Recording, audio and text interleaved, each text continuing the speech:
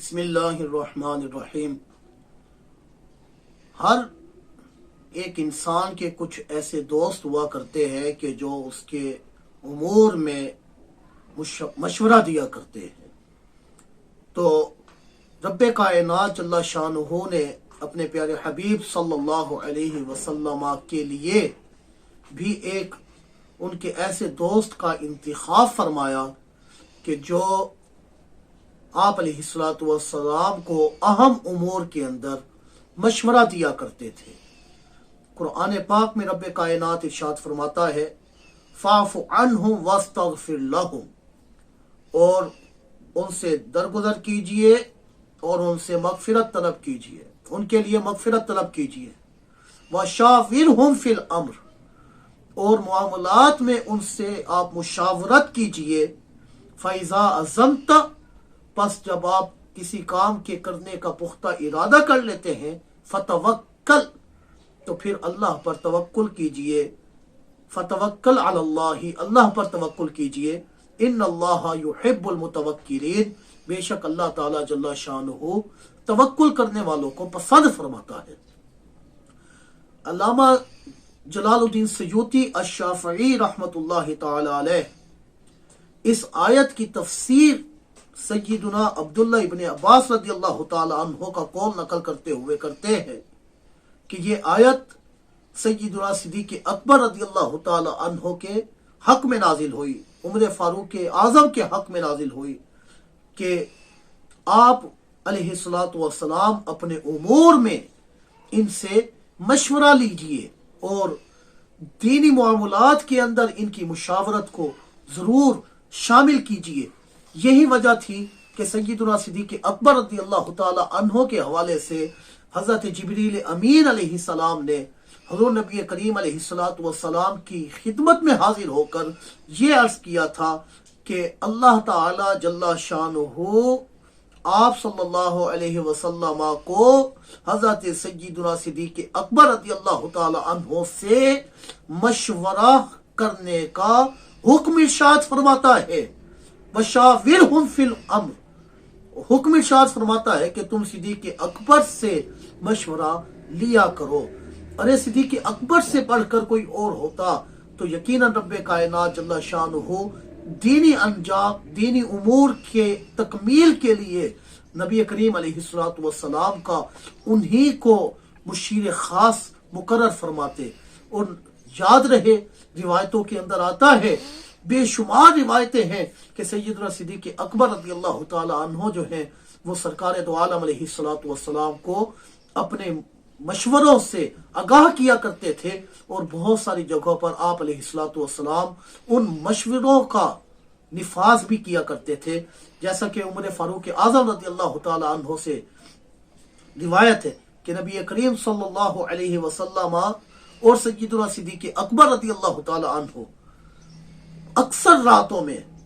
مسلمانوں کے معاملات میں باہم مشاورت کیا کرتے تھے، اور اس حوالے سے اپ اینڈ ڈاؤنز پر گفتگو کیا کرتے تھے۔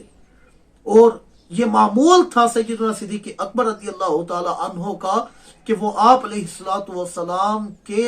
گفتگو میں مصروف عمل رہا کرتے تھے، اور اپنی قیمتی آراء سے آقا کریم علیہ الصلوۃ والسلام کو آگاہ کیا کرتے تھے۔ بلکہ سیدنا معاذ بن جبل رضی اللہ تعالی عنہ کا واقعہ ہم دیکھیں تو وہ بھی ملتا ہے کہ ان سے روایت ہے کہ نبی کریم صلی اللہ علیہ وآلہ وسلم نے فرماتے ہیں کہ مجھے جب یمن بھیجنے سے پہلے صحابہ کرام علیہم رضوان کو سے مشورہ طلب فرمایا، تو اس مشورے میں سیدنا صدیق اکبر رضی اللہ تعالی عنہ بھی تھے، عمر فاروق اعظم بھی تھے، حضرت عثمان غنی بھی تھے، حضرت علی المرتضی شیر خدا بھی تھے۔ اس مشورے کے اندر طلحہ اور سیدنا زبیر بھی تھے، سیدنا سعید بن حضیر بھی تھے۔ تمام لوگوں نے اپنا اپنا مشورہ جو ہے وہ نبی کریم علیہ الصلوۃ والسلام کی خدمت میں پیش کیا۔ تو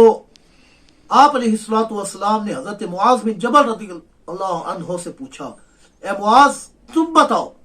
تمہیں ان میں سے کس کی رائے جو ہے وہ اچھی لگی؟ تو سیدنا معاذ بن جبل رضی اللہ تعالی عنہ نے اس مشورے کو اہمیت اور فوقیت دی جو مشورہ سیدنا صدیق اکبر رضی اللہ تعالی عنہ نے پیش کیا تھا، اس رائے کو پسند فرمایا۔ تو آپ علیہ الصلوۃ والسلام نے ارشاد فرمایا اللہ تعالیٰ کو ابو بکر صدیق رضی اللہ تعالی عنہ کا خاطی ہونا، غلطی پر ہونا پسند نہیں، اس وجہ سے رب کائنات نے حضرت معاذ بن جبل رضی اللہ تعالی عنہ کے منہ سے یہ کہلوا دیا کہ ان کا مشورہ اچھا ہے۔ ارے قربان جائیے، حضرت سیدنا صدیق اکبر رضی اللہ تعالی عنہ صاحب الرائے تھے اور ان کی رائے پر جو ہے وہ اعتماد کیا جاتا تھا۔ یعنی اس وقت بھی صحابہ کے اس جھرمٹ کے اندر، ان جگمگ تاروں کے اندر جو چمکنے والے ستارے تھے وہ صدیق اکبر رضی اللہ تعالی عنہ تھے کہ ان کے مشورے پر جو ہے وہ عمل کیا جا رہا تھا۔ جب اہل ثقیف نے اپنے اسلام کا اعلان کر دیا تو اس وقت بھی مشاورت کا جو ہے ایک اہم معاملہ جو ہے وہ درپیش تھا۔ تو رسول اللہ صلی اللہ علیہ وآلہ وسلم نے ان کے لیے امان تحریر فرمائی اور ان پر کسی کو امیر مقرر کرنا چاہا۔ تو سیدنا صدیق اکبر رضی اللہ تعالی عنہ نے اس وقت بھی یہ مشورہ دیا تھا کہ یا رسول اللہ صلی اللہ علیہ وسلم، آپ سیدنا عثمان بن ابی العاص رضی اللہ تعالی عنہ کو امیر مقرر فرمائے۔ حالانکہ اس وقت حضرت عمر ابھی چھوٹے تھے۔ سیدنا صدیق اکبر رضی اللہ تعالی عنہ نے بارگاہ رسالت میں عرض کی یا رسول اللہ صلی اللہ علیہ وسلم انی رأیت هذا الغلام من احرصهم على التفقه فی الاسلام وتعلم القرآن۔ فرمایا کہ بے شک میں اس بچے کو دیکھتا ہوں کہ یہ دین کے معاملات کو حاصل کرنے میں بقیہ سے زیادہ حریص ہے اور قرآن کی تعلیم سیکھنے میں بھی اس کا کوئی ثانی نہیں، یہ سب سے زیادہ فوق ہے، لہذا اس علم دین سے شغف پر آپ انہی کو جو ہے وہ مقرر کر دیجئے۔ تو سیدنا عثمان بن ابی العاص رضی اللہ تعالی عنہ کا معمول تھا کہ جب ان کے وفد کے لوگ دوپہر کو چلے جائے تو یہ رسول اکرم علیہ الصلوۃ والسلام کی خدمت میں حاضر ہو کر دین کے متعلق سوال کرتے اور قرآن پاک سیکھتے ہیں، اور اسی طرح ان کا دین کے کاموں میں سمجھ بوجھ کا معاملہ بھی اپنے انجام کو پہنچا ہوا ہے کہ بڑے پختہ علم والے تھے۔ تو آپ علیہ الصلوۃ والسلام نے سیدنا صدیق اکبر رضی اللہ تعالی عنہ کی اس تجویز پر بھی عمل کرتے ہوئے انہیں بڑے محبت اور پیار سے امیر مقرر کیا اور انہیں بنی ثقیف کا امیر مقرر کرتے ہوئے وہ خط جو تھا ان کی خدمت میں پیش کر دیا۔ پتہ چلا کہ صاحب الرائے جو تھے، مشیر خاص جو تھے، وہ سیدنا صدیق اکبر تھے، جن کی احوال اور ان کی باتوں اور ان کی گفتگو کو آقا کریم علیہ الصلوۃ والسلام ترجیح دیا کرتے تھے، بلکہ رب کائنات جل شانہ بھی ان کے مشورہ دینے پر آقا کریم علیہ الصلوۃ والسلام کو حکم ارشاد فرما رہے ہیں کہ آپ کے مشاورتوں میں سیدنا صدیق اکبر رضی اللہ تعالی عنہ ہونے چاہیے۔ تو ایسی فضیلت والی شخصیت کی شان یہ ہے، تو پھر ہمیں بھی ان کے تعظیم کرنی چاہیے، ان کا اکرام کرنا چاہیے، اور ان پر کوئی ایسی گفتگو اور ایسی بات نہیں کرنی چاہیے جو اخلاق سے گری ہوئی ہو کہ وہ ہمارے لیے دنیا اور آخرت میں تباہی کا باعث بنے۔ یقیناً ہر صحابی نبی جنتی جنتی ہے، صدیق اکبر بھی جنتی، عثمان بھی جنتی، فاروق اعظم بھی